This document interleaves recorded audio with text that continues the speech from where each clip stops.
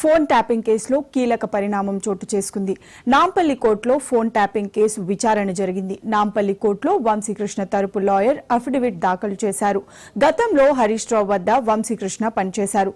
హరీష్ రావు పేరు చెప్పాలంటూ DCP వేధించారని affidavit దాఖలు చేసిన వంశీకృష్ణ తరపు లాయర్ పేర్కొన్నారు. ఫోన్ ట్యాపింగ్ కేసులో వంశీకృష్ణ జైల్లో ఉన్నారు.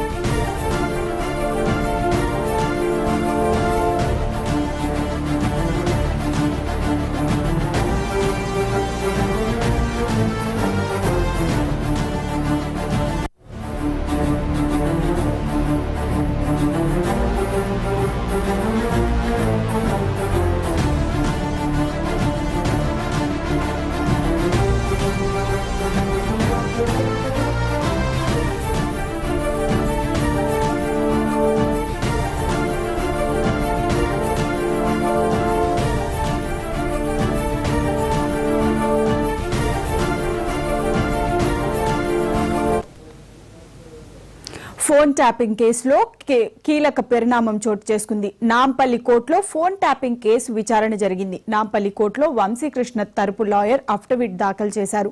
గతంలో హరీష్ రావు వద్ద వంశీకృష్ణ పనిచేశారు. అయితే ఇదే అంశానికి సంబంధించి మా క్రైమ్ ఇన్ఛార్జ్ మధు మరింత సమాచారం అందిస్తారు. మధు, చెప్పండి. వంశీకృష్ణ అయితే కోర్టులో ఒక పిటిషన్ అయితే దాఖలు చేశారు.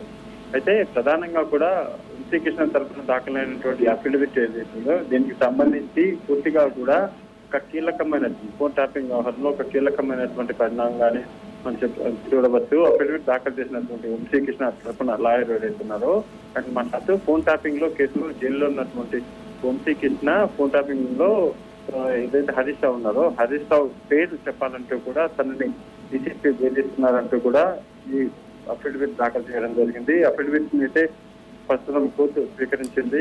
దీని మీద విచారణ జరగబోతుంది. అసలేంటి వంశీకృష్ణ ప్రస్తుతం ఆయన జైలులో ఉన్నారు. దీనికి సంబంధించి ఆయన విచారించడం కూడా జరిగింది. ఈ నేపథ్యంలోనే హరీష్ రావుకు సంబంధించినటువంటి పేరు చెప్పాలంటూ కూడా తన మీద ఒత్తిడి జరుగుతుంది. ఆ ఒత్తిడికి సంబంధించినటువంటి అంశాలు ఏవైతే ఉన్నాయో వాటన్నింటినీ కూడా ఒక అఫిడవిట్ రూపంలో వంశీకృష్ణ తరఫున అడ్వకేట్ అయితే కోర్టులో దాఖలు చేశారు. దీని మీద విచారణ అనంతరం కోర్టు ఎటువంటి ఆదేశాలు ఇవ్వబోతుంది అనేది ప్రస్తుతం చూడాలి. Thank you Madhu.